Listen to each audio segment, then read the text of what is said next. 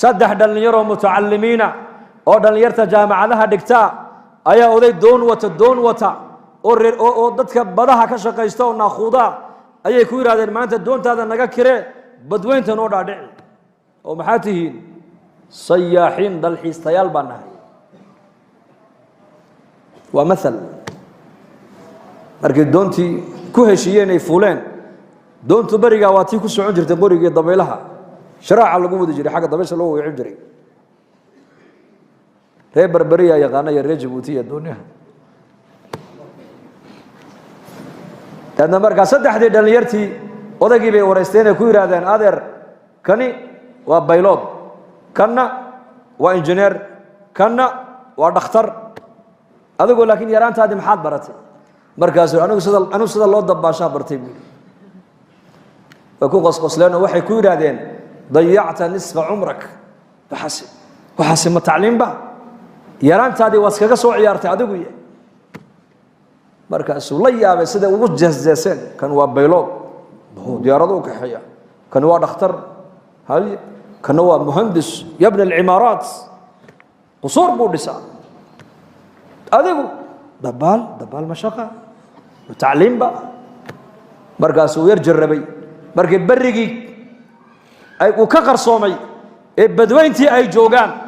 ayaa bad way kacday markaa way kacday bad saas uu sabaysay markaas odagii indha kale yeesho u shiibu iska dhigayo markaa biyihii ku soo jeesto wuxuu yiri doontu gacanteeda kuma jirto hal mar saddexdii dhalinyaradii maxaa bedilmay nin dhalinyaro ah oo noloshii hadda ay u bilaamayso jaamacadii ka soo qalin jabiyay oo badweyntii isagoo maraya la yiri markabku u qarraqmay bal ka waran markaas hal mar kaliya dhalinyaradii wajigii baa bedilmay ilintii baa ka daadatay way qayliyeen markaas uu ku yiri markaan nigu yiri yaraantaydii dabaasha ayaan bartay haddaad igu tiraadeen cimrigaagii yaraanta waad soo dayacday anna waxaan ilaahay maanta cimrigiinii baad dayacdeene adigana beeloodnimada ku bax adna injineernimada ha ku badbaadiso adna dhakhtarnimada ku badbaad anoo dabaashaydii baan bilaabayaa buu yiri waa misaal yani haddaad u arkaysid nabi maxamed calayhi salaatu wasalaam hadyigiisa iyo ku dayashadiisa aan u arkayna dib u socodnimo inaan dib u noqonayna haddaad u arkaysid maaha waxa xaqiiqadu maanta ay caddaan doonto maalinta aad adduunyada ka intiqaashid ayaa la garan doonaa keebaa dib u socod ahaa keebaa hore u socod ahaa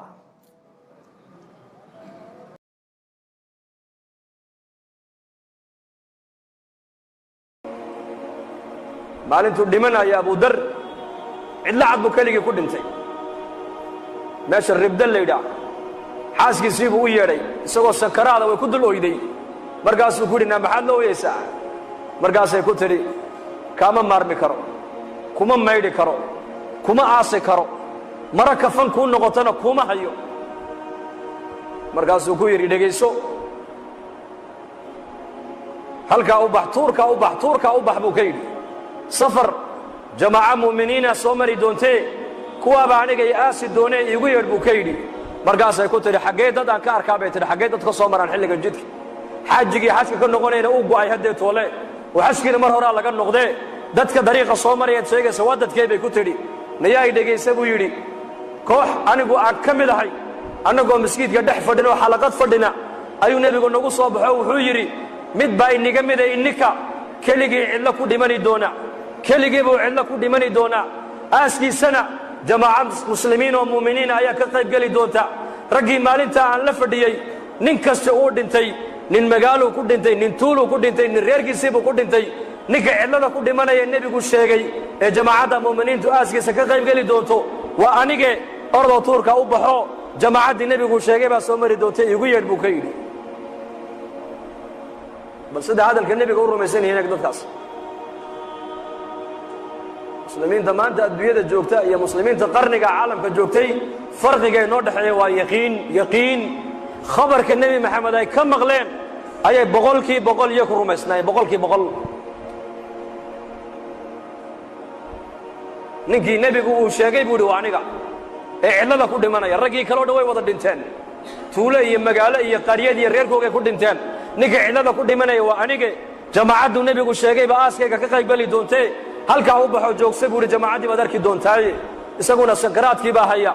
tuurtaaba buur bay fuushaa xaggaa iyo xaggaa wax ka soo socday eegtaa haddana way soo noqotaa maradeeda intay qoysay madaxa u saarta haddana way ku noqotaa siday u noqnoqonaysay bay aragtay jamaacad muslimiin oo dariiqa maraya maradeedii bay markaa sidaa u tidhi baa la yidhi markaa bay soo leexdeen haweenay bay arkeen buurta dul taagan maxaa cidlada ku dhegay waxay tidhi saaxiba rasuulillaahi sal allahu alay wasalam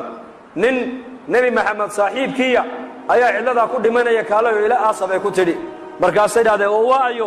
waxay idhahdeen waxay tidhi waa abu dar alghifaariyi radia allahu canhu abu dar baa cidlo ku dhimanaye kaalayo ila aasa markaasay soo yaaceenay yidhahdeen nufdihi biaabaa'ina wa ummahaatina hooyooyinka iyo aabbahaya ayaa ku furanaynaaye masaaxiba rasuulillahi baa cidlo ku dhimanaya markaasay abu dar oo sakaraada u yimaadeen markay dhulka ka soo qaadeen ee dhabta ay ku qabteen uu indhaha kala qaaday horta wuxuu ku yidhi bishaaraysta bishaaraysta mu'miniin baa tiinoo nebiga ina sii sheegay buu yidhi xadiiska nebigu markiiba u bishaareeyey ta kalena wuxuu yidhi dhegaysta laba qof oo muslimiina walaalkood ma dhinto hadday u sabraan oo aynan u ooyin oo ixtisaabna ilaahay ajar ka dalbaan oy u sabraan addoonkaasi naar ma arkee waa niga dhimanayaa maanta oo cidlaan ku dhimanaya nebigaa i sheegee hay ooyine iska sabr buu ku yidhi arrinka saddexaad ee nii sheeg waxa weeyaan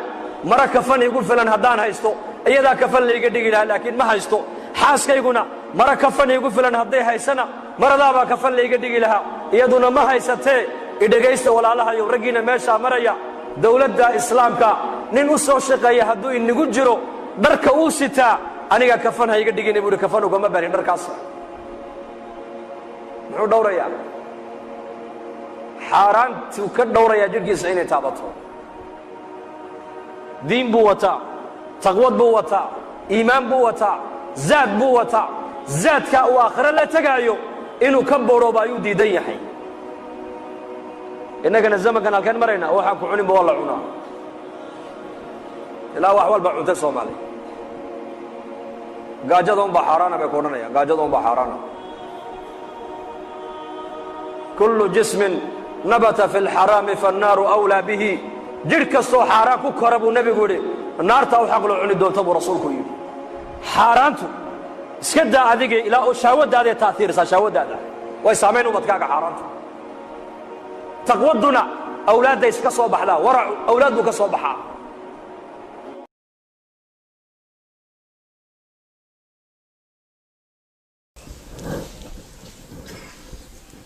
abi bakr sidiiq radia allaahu canhu khilaafada islaamka markii loo dhiibay waa markuu nebigu adduunyada ka intiqaalay sal alla alay wasalam wuxuu ahaa bagaashlu ahaa dharka iyo badeecaddu suuqa ku iibin jiraa la yidhi alaabtiisiibuu qaatoo degtuu saartay cumar baa arkay ninkoo sii socdaa kaale ya abaa bakar ilaa ayna wuxuu hi de waa shaqo tegayaa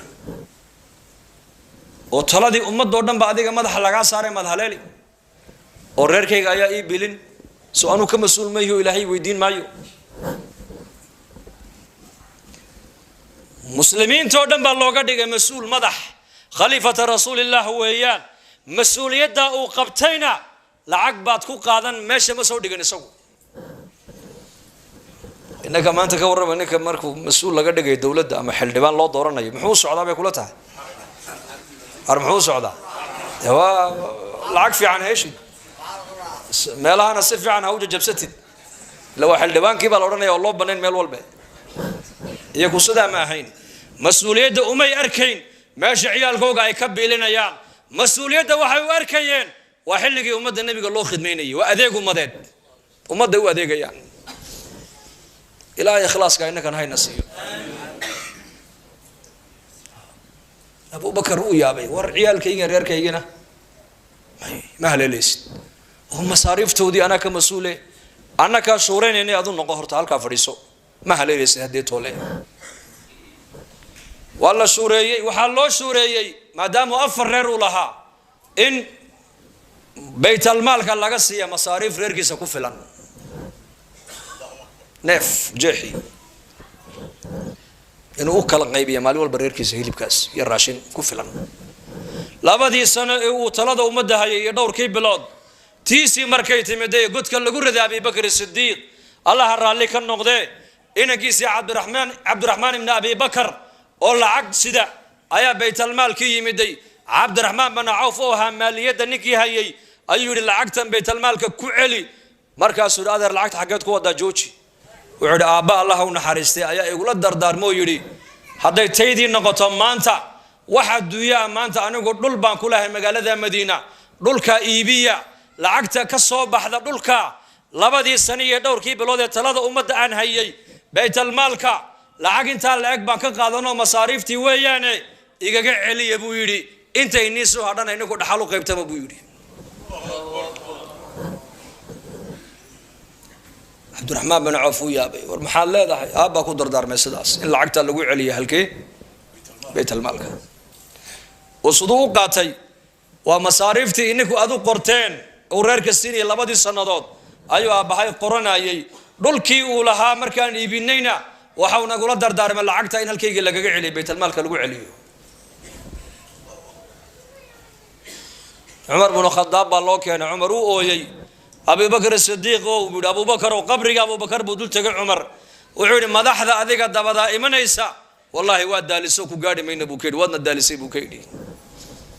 sidaan u leenahay abubakar ugu dayda waadna daalisay buu yidhi labadii saniyo dhowrkii bilood uu talada ummadda hayay waa ninka yidhi igaga celiyay baytalmaalka intaas xukaamta zamankeenna ka warrama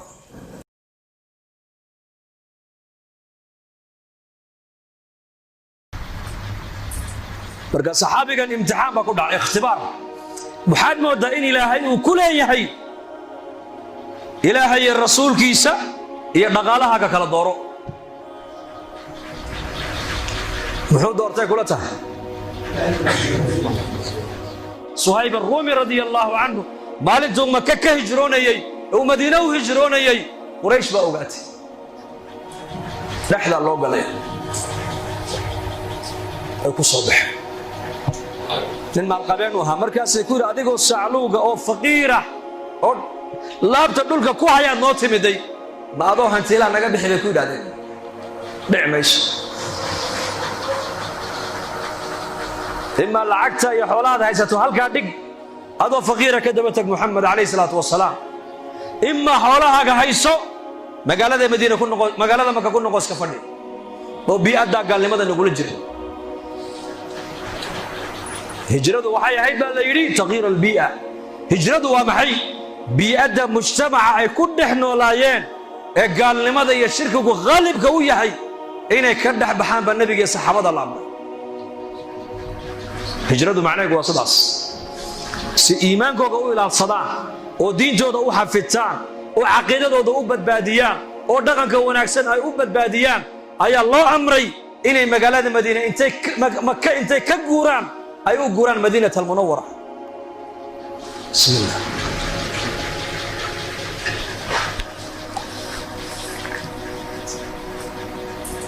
marka saxaabigan imtixaan baa ku dhacay ikhtibaar waxaad moodaa in ilaahay uu ku leeyahay ilaahay iyo rasuulkiisa iyo dhaqaalahaaga kala dooro muxuu doortay kula tahay wuxuu yidhi horta dagaal igaga badin maysaan raami baan ahoo nin waxaan ahay sidaa wax loo ganaan aqaanaa yaa waxbaad iga waad i dilaysaan laakiin anna waan i dili buui waxba niga layn buui marba haddayd adduunya wanaad doonaysaan xoolahayga waa kana intan qaata in kalena meelheblaayaan ku aasee kala soo baxa waddadaana ii bannayay buui ilaahay rasuulkiisi baan u socda anigu xaggooday hijra ila allaahi wa ilaa rasuulihi diinta agtooda qiimalo lahayd iyaga waxay eegayeen meeshay diinta ku badbaadinayaan meeshay iimaankoogu ku badbaadayaa meeshay diintoodu ku badbaadaysaa meeshay dhaqanka wanaagsan ku badbaadayaa halka maanta innagana maanta muslimiinta qaarkood ay eegayaan halkeen lacag ka helaa xaggee baan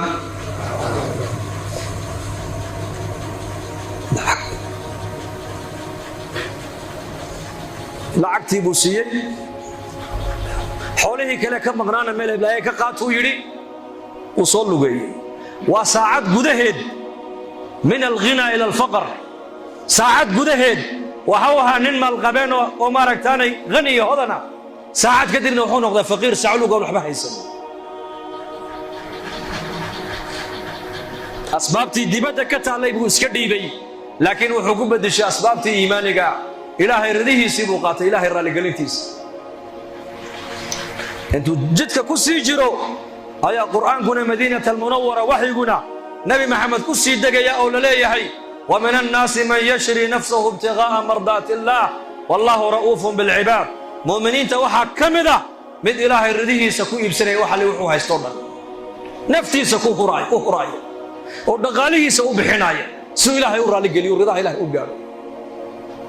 ما قال لدي مدينة مركو سوق له سحيب ودالن واللغين يا